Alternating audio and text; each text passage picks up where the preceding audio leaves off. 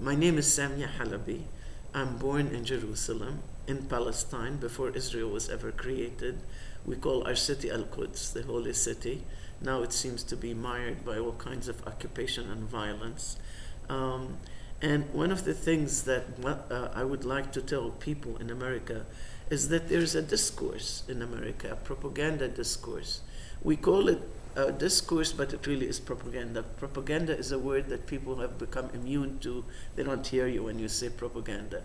This discourse claims that Arabs and Jews have been enemies forever and ever.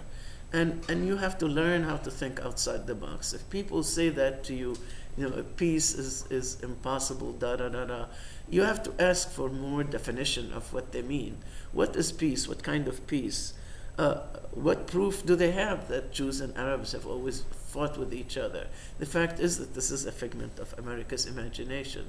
Jews and Arabs have only been friends throughout the centuries. There's no proof that they haven't been friends throughout the centuries. In fact, the Jews did their most creative work under the Arabs in Spain. And there are Jews in Syria, great numbers, and they were forced out of many of the Arab nations by perfidious behavior on the part of Israel, who wanted to bring more settlers in. I remember stories of people I visited in Haifa who told me how they were evicted from a very important and affluent neighborhood in Haifa, and how whenever tried to go back, they found that the roofs of the buildings had been smashed, so they wouldn't be able to go back. And eventually, the roofs were fixed, and they settled some Oriental Jews in them. And the Oriental Jews eventually were so upset with Israel that they actually went on revolt. That was in the early years of Israel.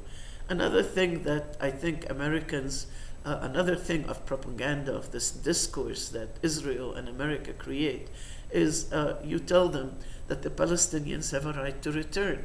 My home is occupied. My home in Jerusalem, I go to it, I see Israeli families in it. And this is from an area before 1967 occupation. It's from 1948. I go to Jaffa, I find my home also occupied by Israeli families. What's going on here? Is this not an occupation also? And I tell them the Palestinians have a right to return. This is what we think is a humane solution. We think that will bring peace between peoples. But America and the Israeli government do not want that peace. In fact, they don't want peace, period. And I tell them that, and the first thing they ask me is, what will happen to the Israelis? At first I used to think within the box and tell them, well, the rich ones will probably go to Europe because they don't want to live with Arabs, and the poor ones will stay and they'll live with us like they always have. But really, that's thinking within the box. Thinking without the box would say, ask them, what has been happening to the Palestinians all this time? Why are you worried about Israelis? Are the Jews more important than the Palestinians? Is their life and their comfort, are they angels of some sort? Are they really the chosen people? How ridiculous. They're equal to the rest of humanity, and the Palestinians have the right to everything that anyone else in the world has a right to. Right to eat, right to a home, right to return to their lands. This idea that housing is for Jews only is extremely racist. Consider how racist Zionism is. When you think of Palestine, you think of the propaganda discourse.